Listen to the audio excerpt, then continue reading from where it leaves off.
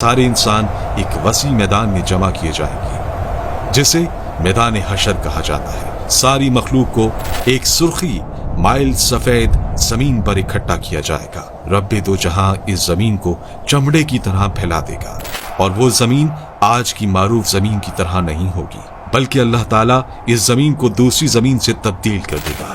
आसमान को भी इसी तरह तब्दील कर दिया जाएगा। ये मैदान इतना बड़ा होगा कि तमाम इंसानियत इसमें समा जाएगी। ये मैदान बिल्कुल हमवार होगा, कोई पहाड़, कोई गढ़ा, कोई बुलंदी नहीं।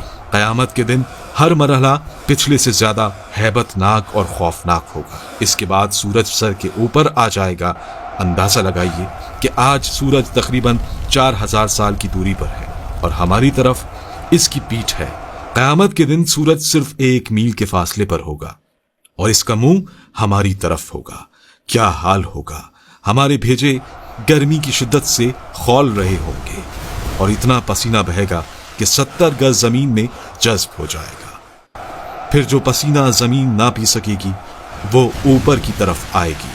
वो पसीना किसी के टखनों तक होगा तो किसी के घुटनों तक पहुंच जाएगा।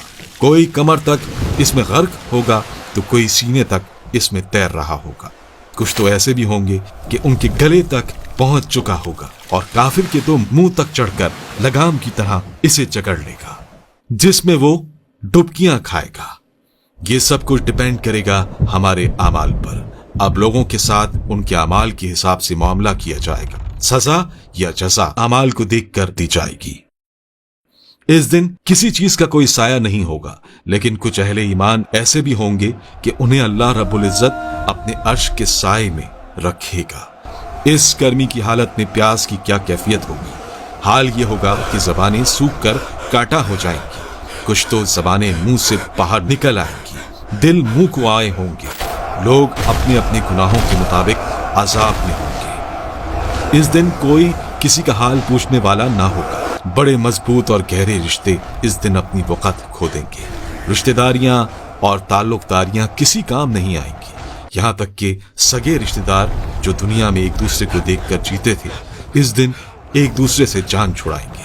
भाई भाई से भागेगा, माँ औलाद से पीछा छुड़ाएगी तो औलाद माँ से दौड़ेगी। बाप बच्चों से बेजार होगा तो बच्चे बाप से भागेंगे। बीवी शौहर से भागेगी तो शौहर बीवी से भागेगा। आखिरकार कोई किसी की मदद करने को तैयार ना होगा। हर जान नफ्सी नफ्सी पुकारेगी। हर शख्स सिर्फ अपनी ही फिक्र में होगा।